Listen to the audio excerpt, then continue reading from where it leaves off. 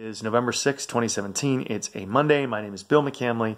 I'm a state representative from Las Cruces and Mesilla here in New Mexico with your legislative update for the day. I am in Albuquerque for the day for the Mortgage Finance Authority Oversight Committee. We in the legislature have a job to oversee different state departments and programs, and one of those is the Mortgage Finance Authority. This is a group whose whole job is to help low-income people get loans that they can afford so they can buy homes. And that's by keeping interest rates as low as they can, getting down payment assistance. And I was actually, frankly, really impressed today.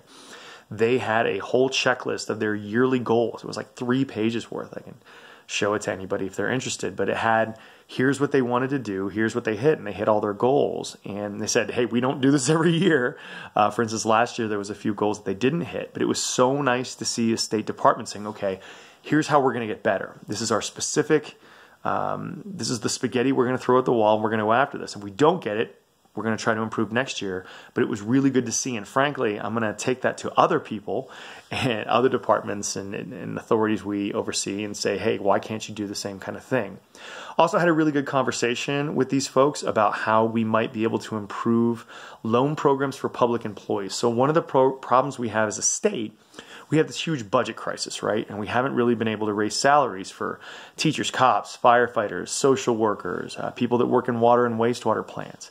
And that's a real problem for 2 reasons. Number one, if you can't improve salaries, how are you going to get and recruit people to get these jobs rather than go out of state? Number two, we need to value these folks. If you're a social worker and you're protecting kids, or a teacher that has responsibility for our children for 8-10 hours a day, if you're a cop or a firefighter who are the first line of defense against people who may try to do bad things to you, your house burning down, if you're a water or wastewater person who runs the sewer and water system for your city, these are really vital things for all of our communities. And we need to show people that we care about you and that we value what you do. And if we can, even if we can't raise your salaries right now, if we can find different ways of getting you into a house by making certain things possible, by changing our financial systems a little bit, that's what we're going to try to do. So I met with them today. I'm going to be meeting with some of the Educational Retirement Board and Public Employee Retirement Association folks next week. See if we can get some financial new policies together, do a little bit more public banking, and get better situations for our public employees. That's really important to me, and see what we can do. I want to talk a little bit about federal tax policy. So everyone knows that the Republicans in Congress are trying to work on this big tax rewrite. It's a big tax cut, and basically it does 3 things. Number one, it does simplify the tax code, which most of us would agree is a good thing. But it basically moves tax burdens from corporations in the United States more towards individuals, and it creates a lot of debt, according to some of the analysis I've seen. Now, there's a couple issues with that. Number one, as you create more debt, and there's this theory, this trickle-down economics thing, where if we lower taxes, more individuals are going to make more money and then invest it in everybody else, and they get more jobs. This has not really been true. It wasn't proved true in the 80s when Ronald Reagan did it. It wasn't really proved true in the 2000s when George W. Bush did it. And so it'll probably create a lot of debt. Less money come into the government means what? You know, there's no unicorns out there. Rainbows don't exist. Money doesn't grow on trees. And if the federal government can't fund Medicare, can't fund Medicaid, can't fund veterans programs, a lot of that burden shifts to the states. And we know that we're in a real problematic situation here in New Mexico. So if that debt, if we're not comfortable getting that debt going and we have to cut services, that means it really affects us at the state level, provide the kind of services that a lot of people frankly need, like food stamps, where if you don't get them, you starve or your kids go hungry.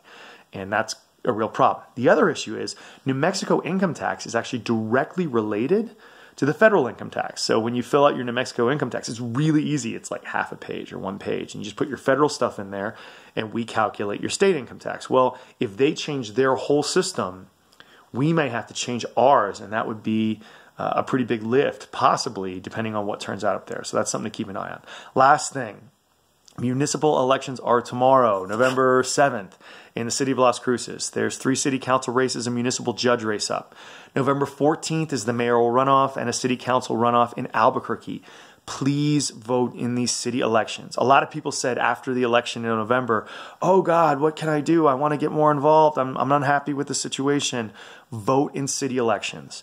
The things that they do, water, wastewater, roads, economic development, almost every single time that affects your day-to-day life more than what happens at the federal level. So, and these elections are generally pretty low turnout. So a few people turning out can make a difference. So please, please vote. I was really happy to vote for my friend Gabe Vasquez on Friday. I voted early, but tomorrow the elections, polls are open all day in Las Cruces. I have posted all of their locations on my Facebook site. Love for you to take a look at those, and please go vote. That's all I got for today. As always, if you have questions, comments, or concerns on these or any other issues, I'd love to hear from you, and hope everyone's having a great start to their week. Bye.